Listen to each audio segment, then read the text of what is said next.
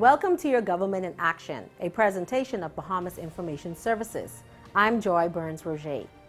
The Davis administration continues to expand on the promise to develop the Bahamian economy. On Wednesday, April 27, 2022, Prime Minister the Honorable Philip Davis opened Crypto Bahamas, taking this gathering of leaders through the Bahamas' history of invention, disruption, resilience, and innovation. I grew up on an island called Cat Island, one of our country's family of islands. When I was running around the beautiful island with bare feet, causing trouble, I already had big dreams for my country, though I can't claim that I was prescient enough to dream about distributed ledgers and fintech. But I've caught on since. And I believe that crypto innovations are going to have a transformative impact across many industries. I'll say from the start, we may be a small country, but we don't intend to let that limit the scope of our ambition. In fact, our history is one of invention, disruption, resilience, and innovation. Consider as just one of the many examples, the establishment of the Pirate Republic in the early 1700s by the infamous Blackbeard and others. Yes, the Republic of Pirates wreaked havoc on trade and shipping in the West Indies. But long before the American and French revolutions, these pirates were electing and removing their captains by vote. They also were sharing their treasures equitably and having runaway slaves as crew members. Much later, we took the pioneering steps in tourism. It's easy to forget how risky a proposition it was at that time. Imagine building an industry that would depend on ordinary Americans traveling abroad to lie on a foreign beach and do, well, nothing. And what's more, pay for the privilege of doing nothing. And yet, here we are. Innovation in tourism was soon accompanied by the development of a robust financial services industry. For many years, largely an offshore sector, but nowadays increasingly an onshore sector. Today, the arrival and presence of FTX underscores the readiness of the Bahamas to be a home for global leaders in the crypto space.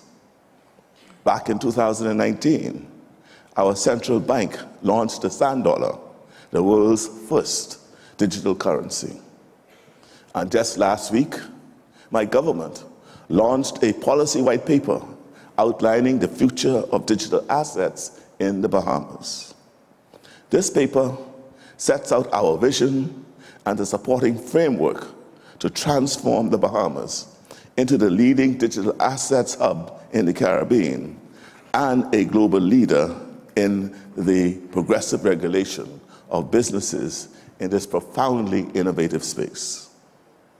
Ladies and gentlemen, the Bahamas is not only open and ready for business, but moving to the forefront of this most exciting era of digital asset innovation. The Ministry of Works and Utilities made a major announcement recently during a press conference held in conjunction with the Bahamas Building Code Stakeholder Focus Group. Minister of Works and Utilities, the Honorable Alfred Sayers, QC, was among those who brought remarks. It's a great pleasure and an honor for me to have the Minister to be with us at this inaugural stakeholders meeting. The Minister was appointed to be the Minister of Works and Utilities on September the 20th, 2021. And since taking office, in addition to the multiple tasks that he has to perform daily, he has placed a great emphasis on the resiliency and redevelopment of our building standards here in the Bahamas. And so this is something near and dear to him.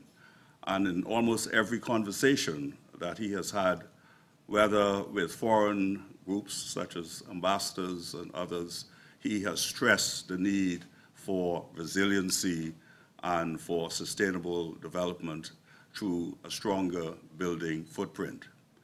The minister is no stranger to any of us. He's the Member of Parliament for... In 3 days, September 1st, 2nd, and 3rd, in 2019, the Bahamas experienced a phenomenon which it had never experienced before. In those 3 days, you had a wind speed of 185 miles an hour,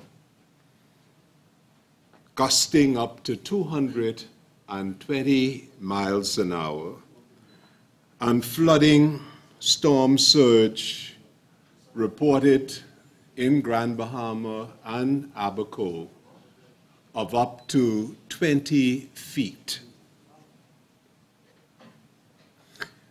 After those 3 days, a reconnaissance team, and as I look amongst the stakeholders, I see some of you present today would have been part of that reconnaissance team. You went into Abaco 2 months after the hurricane in November of 2019. And that reconnaissance team comprised, of course, Mr. Delancey, who compiled the report, Mr. Gordon Major, Mr. Amos Ferguson, Herbert Collins, all well-known architect, Victor Cartwright, building contractors Clement Penn, Gregory Minnis,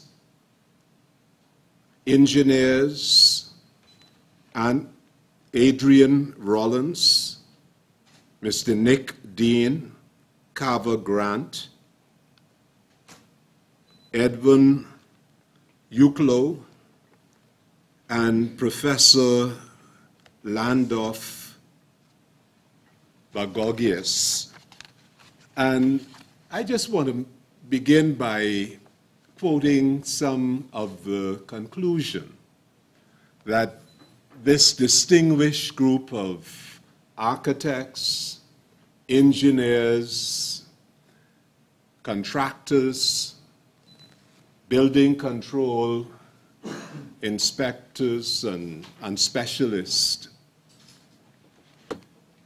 You said the examination of the damaged and destroyed buildings by the reconnaissance team reveals significant exposure to either one or more of the following factors: the absence of minimum building code requirements for maintaining structural integrity through design of its superstructure or roof framing tie-down methods, evidence of severe corrosion of metal connections, aged or termite-infested timber structural members or effects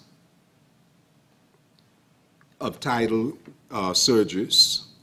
The team members were unanimous that the lack of code enforcement was a major contributor to the severity of the damage incurred through Abaco and Grand Bahama by Hurricane Dorian. And then, as I read this report, a very, very sobering report, and I look at the recommendations which were made, wide-ranging recommendations with respect to the height of foundations, with respect to special permit, which will limit or prohibit the construction of buildings in vulnerable areas, recommending that floor main level should be elevated to a minimum height of 2 feet above the datum level of a region's floodplain map established by the relevant authority, that the building superstructure and interior wall partitions should be constructed out of non-porous, water-resistant material from its floor level to a minimum height of 4 feet. Structural sheathing of roofs should be secured with use of galvanized screws or ring shank nails at the prescribed spacing, and that new subdivisions should be required to install the infrastructure underground as opposed to the current practices in many subdivisions. And these were just some of the recommendations which were made. And you would have recalled, I shared this report with Parliament and tabled it on the House of Assembly because it is very, very sobering. And anyone who would have denied the reality of greenhouse gases and the impact on the climate, having lived through Dorian, would have come to a clear conclusion that we cannot proceed with business as usual. But what was even more sobering to me, after having been appointed, is I went 2 years later, I went to Abaco, and I went to the Keys, and it is heart-wrenching to see that the infrastructure which is not only necessary for fishing communities to thrive, that is, docks, ramps, still in a state of disrepair. Also, seawalls, which protect the road and which protect communities, still in need of repair in East Grand Bahama, in West End, and in many parts of Abaco and the Keys. Sweetings Key.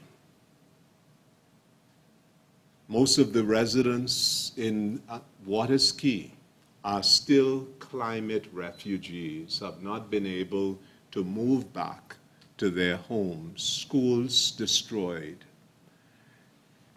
And it gave me, I had a sense of urgency before I went to Grand Bahama and Abaco, but I know all of us, especially those of you who would have gone in immediately after the hurricane and assess the post-hurricane, immediate post-hurricane situation. We have to do things differently. And then when I went to the literature and I read the Paris Convention and then the UN framework on Convention on Climate Change, there is a growing consensus that we cannot proceed as we had been in the past, and that we must reduce the carbon footprint of all countries. And as you know, today we are debating the climate carbon credit bill, which I will be making my contribution this afternoon in the House of Assembly. So it is in that context then that this stakeholder conversation, consultation assumes such urgency. And it is important, you are the scientists, as stakeholders, you are the scientists, architects, engineers, quantity surveyors, construction specialists. You are the scientists who construct, design, maintain the built environment, the public infrastructure of the Commonwealth of the Bahamas, and therefore your wisdom, your expertise, your experience must inform this process to ensure that our building code,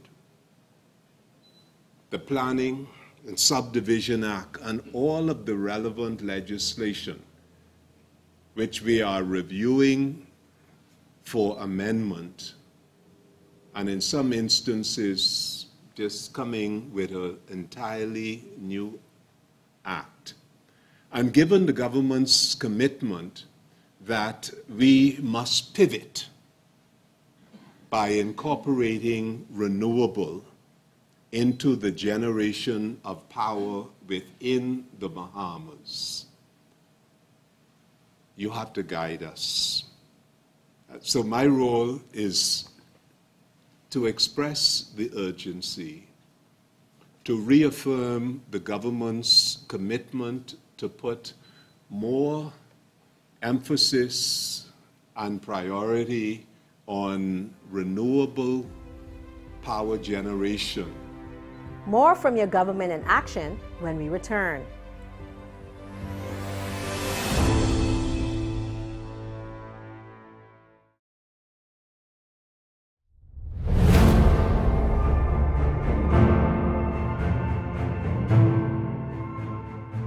Welcome back. Prime Minister, the Honorable Philip Davis, and Minister of Health and Wellness, the Honorable Dr. Michael Darville, toured the Medical Pavilion Bahamas, a state-of-the-art facility on Collins Avenue, on Wednesday, April 20th, 2022. Senior Information Officer Lindsay Thompson tells us more. The Prime Minister and Minister of Health and Wellness, prior to the tour, watched a video presentation of the Collins on 6th Commercial Complex, which is currently under construction opposite the Medical Pavilion. The Prime Minister noted that he was impressed by what he saw being offered at the medical facility. First of all, very impressive, and I am more than pleased to congratulate a young professional who has not only just spoke about his passion for his profession and did not just, as it were, practice the business of medicine, but he's clearly intertwined the business of medicine to advance in a more holistic way, a mechanism whereby he could provide the practice of medicine to the least amongst our people. The pavilion is headed by President and Chief Executive Officer Dr. Conwell Brown, a leader in the field of cardiology in the Bahamas and the Caribbean. Prime Minister Davis says such facilities speak to the kind of public-private partnership envisioned in his government's blueprint for change. But at the end of the day, in the partnership, the public-private partnership with the government, we've been able to help an immense number of people, as you well know, and for that, that's something that we're very, very proud of. And if you're going to leave a legacy behind, we prefer it to be that as opposed to how many cars we have and how many houses we have and so on and so forth. Also speaking was Minister of Health and Wellness, Dr. Darville. Dr. Darville said he was aware of Dr. Brown's accomplishments for a while and he too was very impressed that the heart specialist is able to provide medical care for Bahamians. We've had multiple discussions in the past and present about how we can develop partnerships with the private sector and the medical pavilion to provide these essential services for the Bahamian people. I'm excited at where we are now and look forward to working with the National Health Insurance Authority for us to begin to move swiftly so that Bahamians throughout our Commonwealth of the Bahamas will not only have access to universal primary health care, but also access to these catastrophic interventions that Dr. Brown provides at the Medical Pavilion. I'm very impressed. I realize that as we're here, more things are even happening. And so there's even the element of expansion to provide these services. Set for completion in July 2022, the Collins on 6 commercial 4-story complex is touted as an ambitious, much-needed, and transformative initiative to energize the area in construction, commercial banking, financial and residential communities with more than adequate parking and security. Dr. Brown thanked Prime Minister Davis and Dr. Darwell for visiting the facilities, and he is looking forward to the ultimate public-private partnership with the government. For Your Government in Action, I'm Lindsay Thompson. More from Your Government in Action when we return.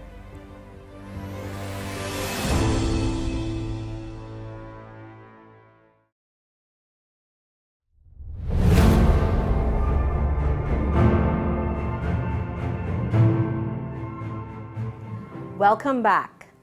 The Ministry of Agriculture, Marine Resources, and Family Island Affairs announced recently the relaunch of regattas, homecomings, and festivals throughout the islands of the Bahamas. Yantel Taylor has that story. The Honorable Clay Sweeting, Minister of Agriculture, Marine Resources, and Family Island Affairs, said these magnificent events are known as the heartbeat of the islands. This event was born out of the recognition that through the National Regatta, even though the National Regatta could not be held, an opportunity now existed to bring the excitement, the camaraderie, and the general feeling of the National Family Island Regatta here to the public. This regatta is particularly exceptional because it is the first since the onset of the COVID-19 pandemic. We knew we had to make this extraordinary. We knew we had to make this amazing. And the Ministry of Agriculture to partner with the National Family Island Regatta Committee to execute this magnificent event. And it did not disappoint. You see, at our ministry, we put our money where our mouth is to ensure to showcase an event that is as close to pre-COVID-19 as possible. And what an accelerating 2 days of competition it has been. Regatta Desk Manager Barry Wilmot was excited about the decision to allow the return of sloop sailing. In the past 2 years, I was bombarded. Sailors in particular was getting discouraged. So, this is just happening at the right time when things are looking better and the country is opening up. Regatta plays a major role in the country in terms of sailing. It's a long tradition, and we are hearing a lot of talk about sailing being a national sport, and hopefully we are treading in that direction to make it a national sport. But it also provides an economic boost, especially for the islands that regattas are held. People look forward, that's like Christmas to them, that they'll be able to gain economics. And it's camaraderie. So starting the regattas again is extremely, extremely important, but it also is building a sense of pride in the sailing community again, because again, it was a love, and I in speaking to a lot of them, they were getting discouraged. So I am excited because the monkey is actually coming off my back, and now we can see hope. The light, we can see the light, and we're moving in that direction. The Exuma Regatta returned with a bang from the 21st of April through Saturday, the 23rd of April, 2022. By all accounts, the event was a huge success. On hand in Exuma to mark the return of sloop sailing to the Bahamas was PM Davis and DPM Cooper. For Your Government in Action, I'm Yentel Taylor. Thank you for tuning in to this week's Your Government in Action. I'm Joy Burns-Roger. See you again next week.